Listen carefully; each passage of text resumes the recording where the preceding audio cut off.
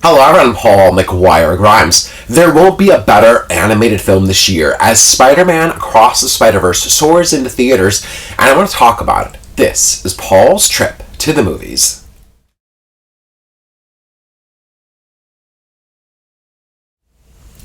Hailee Steinfeld voices Gwen Stacy, who is mourning the loss of her friend Peter Parker. She is torn on revealing her identity as Spider-Gwen to her father, the captain of police, as he blames her for Peter's death.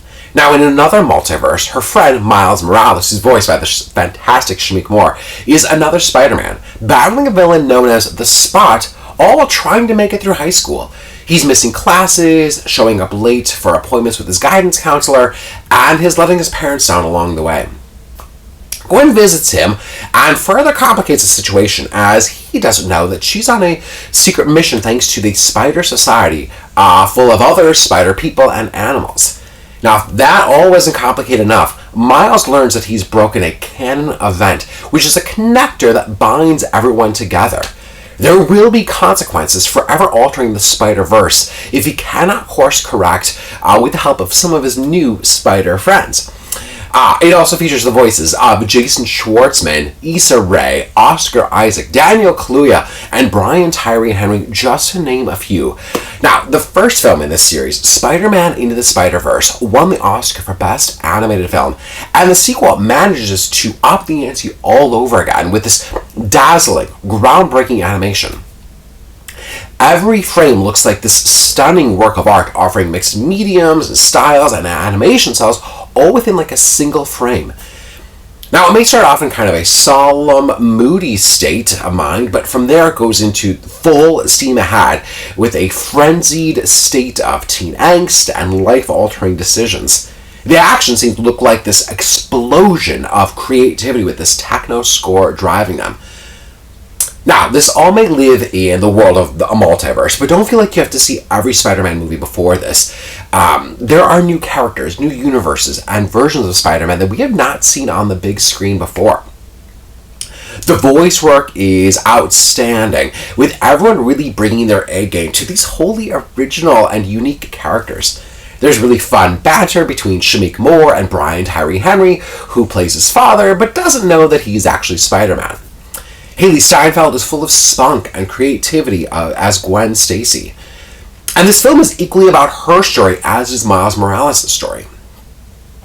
Despite this being an animated film, it really drives home really mature themes. I was surprised at how heady and intellectual it gets, knowing that we can't have it all in life and that we aren't the only ones out there struggling with issues.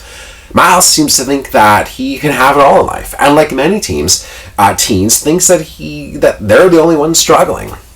He couldn't be further from the truth. The directing team of Joaquin Dos Santos, Kemp Powers, and Justin K. Thompson jam-packs this film with very little downtime, and it culminates in this cliffhanger ending, promising that Miles Morales will be back in Spider-Man Beyond the Spider-Verse. You may just need to see this a few times, thanks to the style and the wit that's written by the writing team of Phil Lord, Chris Miller, and Dave Callahan. They have raised the bar, taking animation to new heights that most studios won't be able to match, and giving Spider-Man Across the Spider-Verse 4.5 out of 5 ticket stubs. If you like my review today, click subscribe on my YouTube channel, and I'd love to hear from you. Follow me on Instagram, Twitter, TikTok, at Paul's Movie Trip. Leave me a comment on social, here on YouTube. Who has been your favorite Spider-Man? And what has been your favorite Spider-Man movie? There's a ton to choose from. Paul's Trip to the Movies is brought to you by Imagine Theaters. You want to see Spider-Man Across the Spider-Verse in a really big theater. I mean, you have to see it on a massive screen with surround sound, a full audience. That you need that theatrical experience, and you just can't recreate that at home through a streaming service. So go follow them on social media at ImagineMN. Go pick up your tickets before they're sold out. They've really got some fantastic programming coming up too. They've got special events, and of course, tickets for my movie series, Paul McGuire Grimes Presents, are on sale. We've had 2 really fun movies so far, and the third is coming up June 25th with The Dark Knight. Talk back to follow. Get tickets today before they sell out. We had a really great crowd for Rear Window, so you don't want to miss out. Get tickets today.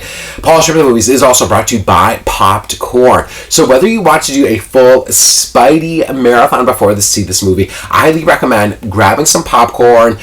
You can get a Marvel tin to put it all in if you really want to have some fun with that. So go stop in the store today or do an online order. They've got over 80 flavors to choose from, and you can try samples when you're in the store. Whether you want something salty, sweet, fruity, chocolatey, savory, there's literally something for everyone. I highly recommend it. If you want something savory, I love the sea salt cracked pepper. If you want something sweet, the puppy chow popcorn is so good. So go follow them on social media at Popped Corn MN. You won't regret it. Thank you so much for watching my review of Spider-Man Across the Spider-Verse. This is Paul's Trip to the Movies.